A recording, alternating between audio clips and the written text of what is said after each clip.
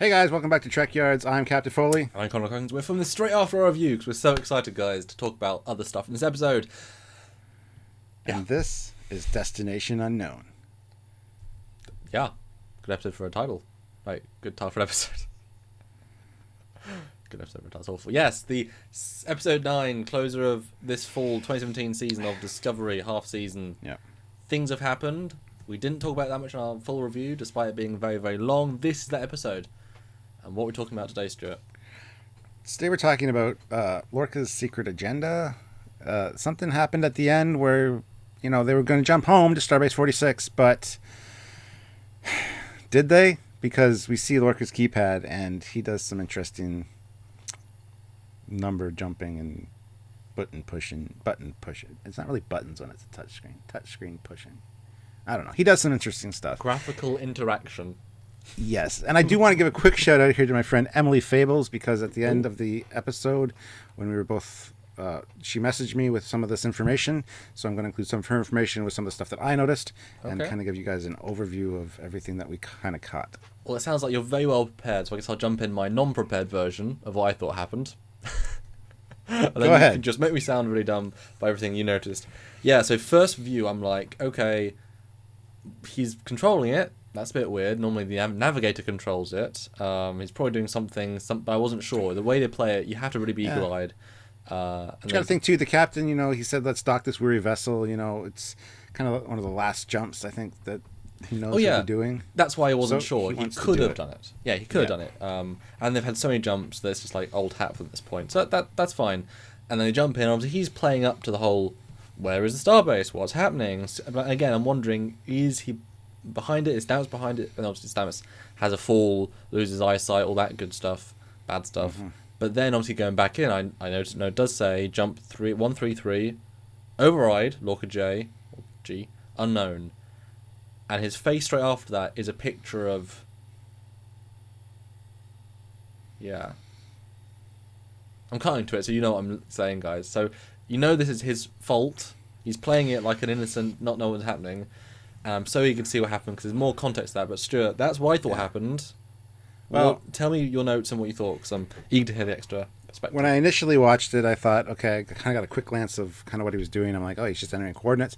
I'm like, but where is he going? Because there's this rumor, this theory floating around that he's actually a mirror universe Captain Lorca. And then he says, let's go home. Was he saying that for the benefit of everyone on the bridge? Or was he saying that to himself? Like, was he actually saying it? Yeah, let's go home.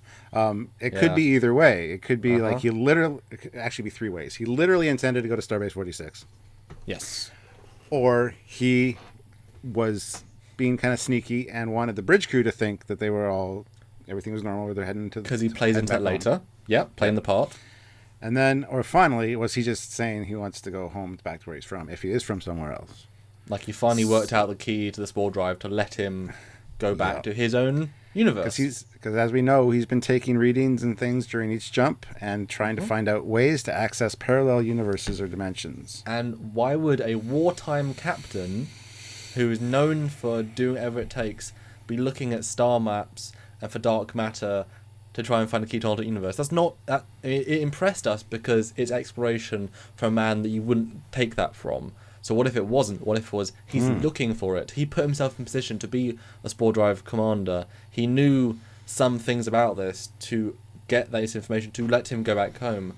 Maybe when his ship got destroyed, the explosion, whatever happened, transposed him, and that's how he came back, and then he had to live this double life until he finally found the way home. And so he's using it. He knows if he goes back home, Cartwright is going to not let him be in command anymore. Give him the medal and say, yeah, take him away.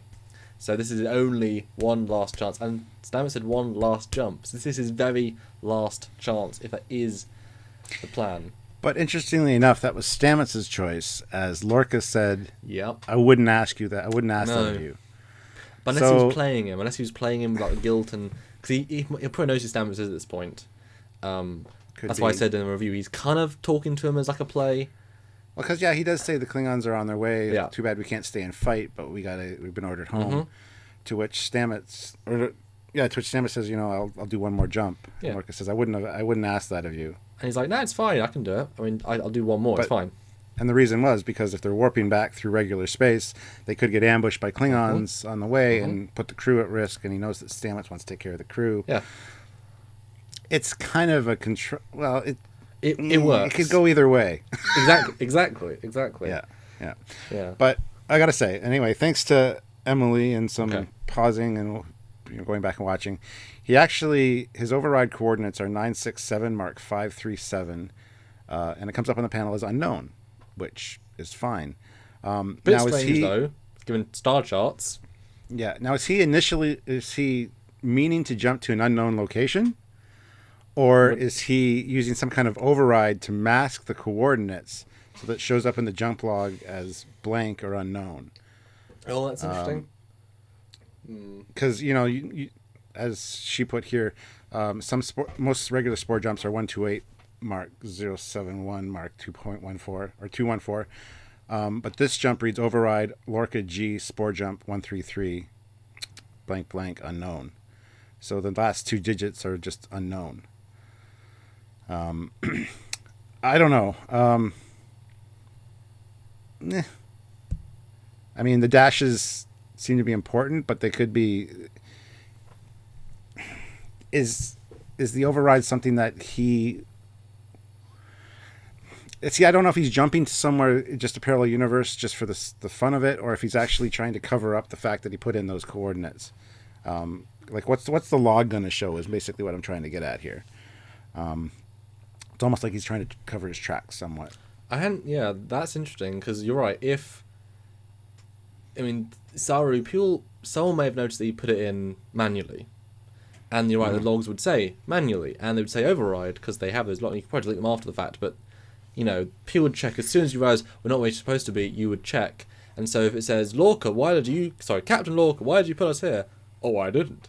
The record, sir. So yeah, that's interesting. I assumed that he was just typing in the coordinates for the mitochondrial link that would shoot the universe code, like the area code of that universe. So there is no distinct destination within that, because he obviously can't, and the computer can't extrapolate beyond that. So I was assuming, I kind of hoped the way the CG was going to play out was that it was going to jump, like the way it split into two, which was beautiful. That was mirroring within an inch of its life, but then not jump. But then suddenly everything around them was going to change. Or them say, I was really hoping that at the end they would say, Captain, another ship is off our sensors. What is it? Sir, it's the Shinjo. And then we see the Shinjo with yellow stripes, not necessarily, but that would have been awesome. Because that would have been like the epic moment. But as if they didn't jump in space. So the fact they did jump is like, But I love it just phased, because the double whammy effect is enough. So he didn't jump in space, he jumped in dimensions, hence why there's only one set of coordinates. He linked into that network and then... Yeah. But that's interesting that he wouldn't need coordinates, but the computer wouldn't understand multiple dimensions. I mean, it shouldn't. He just said, send me there. It's worth mentioning, too, that he clicked the encrypted button. So... likely a secret menu of some sort. Could even be like a personal override hack that he installed himself. I was assuming. I mean, how clear it says override Lorca? It's like it's obviously his thing. And yeah, the payoff on the jump wasn't really good for me. I wanted to see more. Like when they were zooming out, when I checked it the second time, I was looking at the wreckage specifically to see if there were like parts of a Constitution class ship or anything like that. Something. You just see like red wreckage and some odd pieces, but nothing really specific. Or visible Katinga pieces saying, "Oh wow, we're back in Prime Universe. That's amazing." Yeah, exactly. Some visible reference to what could and couldn't be happening. Yeah, and this really affected Stamets and the chamber as well. The chamber got all crystallized inside, like a frost almost. I assumed it was freezing over. I don't know what that meant though. Maybe it was killing spores. Like the spores had to, because cold is just particles slowing down. So maybe to get themselves into the other universe, they had to slow down the atomic rate to that of the other universe. They had to match frequencies, which is a very sort of techno-y way of saying it. And of course, Stamets screams in pain, and then We find out his white matter is hyperactive, hyper intensity. And then he says some weird things like, so many, I see them all, infinite permutations. It's magnificent. Like, is he a supercomputer now? I mean, Well, what happened to his eyes? Can he see? Does he have sight beyond sight like Lion-O from Thundercats? I mean, what's going on? I assumed that obviously he was forced into another dimension, and when you open that door, I'm assuming he felt the split of reality. So he was previously seeing the motorway of our universe, but then suddenly he saw the multiverse motorway, and that's what overloaded him, which I think is how they'll take it. And now he'll be very interesting, isn't it? You know, kind of like a prophet or something. He might be able to see things and do things and whatever. Ooh, yeah. Because obviously that's going beyond reality, in literally and figuratively. He brought them there, and really unfair to Stamets. I mean, you like Stamets by the end of this, and to force this. But the question still remains: was that Lorca's secret agenda? Did he mean to do this jump, or was? Well, he seemed kind of surprised. He's like, "Where's our starbase?" And yeah, he could be playing it up. Like I wrote in my notes too at the end, I said, "Are they in the right place? Just the wrong universe?" Yeah. Like, is that the starbase wreckage that we see? Because they do mention Klingon wreckage. So there was a battle. Klingons showed up and destroyed the starbase. I assumed it could have been the Klingons attacked the starbase. The starbase was blown up so much so that it was actually vaporized, as we see other things vaporized in Discovery. Yeah. But the wreckage of the Klingon ship still. That was what I assumed what they were going to say. Like, sir, I see signatures of this. I mean, I hope the Shinjo that'd be the obvious mirror thing. I mean, beyond anything, it's Georgiou, or even the Prime version would be even better sell. I mean, how great would it be that all of our heroes are alternate universe characters trying to face off against Prime characters who would normally be our heroes, but because we follow these people, they're not. How amazing thematically would that be? Like, and they're not being bad. They're not bad mirror. They're just a mirror image in some other context. And it actually made me think. And I want to do more episodes on this later on. We'll probably split this up later. But the fact they've now mentioned parallel universes as a thing. So as soon as Flash mentioned parallel Earths, it opens up literally a door and doors to other stories. So why couldn't they have had that at one of the early points in the show, even the pilot, that was when the timeline split because of a choice. And they're just going back into an alternate version of that choice. You know, it's not Prime because it split into the choice that created this universe. Because he said, infinite possibilities. Like, this shouldn't be Prime. There's no reason for it to be Prime. We've now established that there's infinite possibilities, you know? It's doing a disservice to everybody to say it's the conventional Prime timeline, because we now know possibilities are a thing. You know, everything's a choice. Infinite things. But we know Lorca did override. He had some intention to do something else. And we know it's alternate reality based because that was his whole arc in this episode, subtext. So the question is... And it could be said, too, that there's actual genuine confusion on his part because he expected them to be at a starbase just in his timeline. Could be that the starbase in his timeline or his universe is actually destroyed, so he jumped in and he's like, uh-oh. Well, not destroyed, yeah. What happened? Yeah, exactly. Well, because he's been away for a while. If if that's a thing, then obviously maybe like O'Brien did. Actually, this is interesting. Maybe O'Brien in DS9, Smiley, he jumped in to steal the plans of the Defiant, to take it back to make the Defiant. What if the only way to win the war in his timeline is to steal the Spore Drive ship, so they can win the war in his timeline? So he had to bring it in, but to bring it in, he had to make sure that they didn't destroy their Federation for some reason, whatever. But that opens up one more question. They said 11 hours to refine the code to send Starfleet about the anti-cloak. Yeah. Did 11 hours pass before they went to Swarp? Does the rest of the Federation have the anti-cloak technology, or did he just say a big double middle finger to Starfleet and abandon them, and that will be part of our... We need to get back, sir, because the Klingon fleet, they specifically said Klingon ships are encroaching, and yes, they've lost their new leader. That's not going to stop them, you know? Is this now the ticking clock of we have to get back in 6 episodes because otherwise the Klingons will stop us? Or did they send the information back and we can be stuck? I hope not, because, I really like Lorca. And I want to send it, would you? Yeah, I don't know what's going on with Lorca. But like I said, since the beginning, I've really enjoyed his character. I like him as a captain. Sure, he can be a bit of a dick sometimes, but can't we all? I want him to be a good character. I don't want to dislike him by the end of this series. I mean, if they do it well, I mean, that's fine. If they write it well and it works out that way, that's fine. But I like Lorca. I like Stamets. I like most of the crew.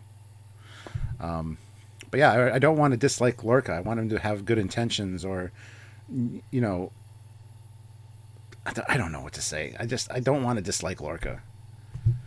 I'm sorry. I'm stuck in my ways. I'm an old curmudgeon. Well, that doubles down. Although I guess no, we'll talk about where the discovery is at the end. We'll go into more why he could be doing what he's doing rather than what he did. That's a whole separate conversation. But it's a very... It's not ambiguous because we know there's mirror universe stuff coming, so it's not ambiguous, but at the same token, it is, and I like that we don't know exactly why anyone's doing what they're doing. How many levels to this plan there are, you know? Because maybe, I mean, you could possibly say that maybe because L'Rell is on board, she and Vok Tyler is now confused. Maybe he interfered with the spore drive, so Lorca thought he was putting the right coordinates, but he interfered, and then it made the coordinates off by a smidge. He double overrode, and then so he thought he was going to end up, you know, on Earth 2, Mirror Earth, whatever, and in fact end up Earth 3, not his universe, or another parallel, or whatnot. Bit of a stretch, you know. Anything's possible, though. There's infinite possibilities with this storyline, and I'm looking forward to seeing where it goes, because I think this is a great storytelling facet. Yes. You can really do a lot with it. So, and like I've been saying for about 3 or 4 episodes, we finally got to the plot. Yes. The plot is this crew is lost in another universe, or get the Klingon war out of the way. Yeah. That was not the plot. It was to get these 134 jumps in a row so that you get the information. That was all window dressing. That's why it was so backburner. It was about the characters. It was about finding Ash Tyler. It wasn't about the Klingon War. It wasn't about the Klingons. It wasn't any of that stuff. It was about this moment and what this means and where it could lead. And so I'm so thrilled to finally see the plot.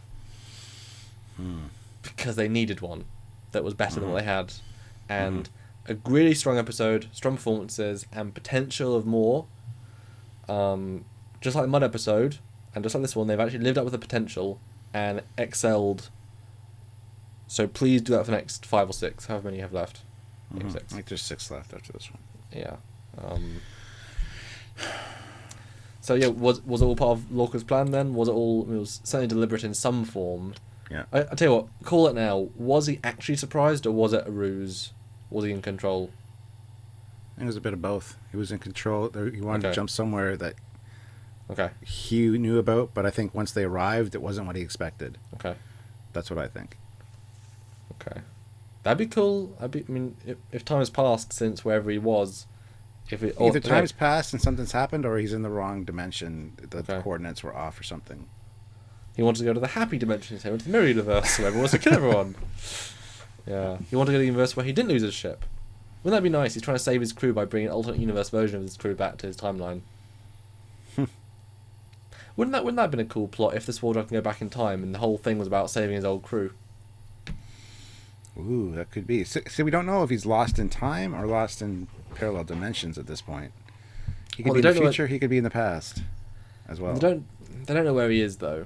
So, I mean, the ship doesn't know where it is, which implies space, not time, and literally different space than time because it's trying to use enough time, and the stars have moved. Oh, true, for sure. But I think if the computer can do what it can do, you know, it can probably find some local things. Yeah, okay. I'm gonna call. Okay, last of all for you. Do you think he's a mirror, or do you think he's Prime? Well, not Prime. They're alternate Prime. But I mean, do you think he's a real from their universe or from an alternate universe? No, not mirror, but an alternate. And then we'll see what happens next season. So we can look back on now and say we're right or wrong. My personal feeling is that he's from the Prime. Okay. But based on a lot of the evidence I've seen, I'm beginning to change that view and think he's from an alternate. I don't think mirror though, because he's not that mean. No. Like, he's not the mustache twirling style of mirror. I mean, not everyone is obviously in that universe, but a lot of people are. Yeah, I think he's probably Prime, and I'm hoping that his motivation is just he wants to get away and explore, and maybe he can find something cool to bring back to, you know, prove that he's worthy of command. But the why seems strange. I think we'll get into that again in the next episode. We'll talk about where he is, if he's actually in the universe, or whichever, as it's a whole different discussion. But yeah, cool. Did you guys like this episode? What are your speculations on Lorca? Love to hear them down below. And if you want to help us out to create more content like this, because we're going to be breaking down each episode in these little videos, little vignettes, if you will. Yeah. You can help us out by going to Trekyards.com and clicking the donate button, or heading over to our Patreon and helping us on a monthly basis. And all those links are in the description below, along with all of our social media. Speaking of, share these videos any way you think Trek fans would enjoy them. We do this stuff for you to put our thoughts out there. We've both been Trek fans for most of our lives, in different realities as well, and so we like to put all this stuff forward to you and have a discussion that you might be thinking in your brain but not be able to fully realise. So tune in, check out, share any way you think fans would enjoy it, subscribe to this channel for more fun Trek analysis, discussion, and obviously ship videos and more. And until next time, guys, he is the Captain Foley. But am I Prime Captain Foley or Mirror Captain Foley? And he's British, so he must be a Mirror Universe version of an awesome Commander Calkins. I'm just kidding. He's awesome no matter what universe we're in. Yeah. So until next time, guys, we're Team Trekyards. Bye, guys. Bye.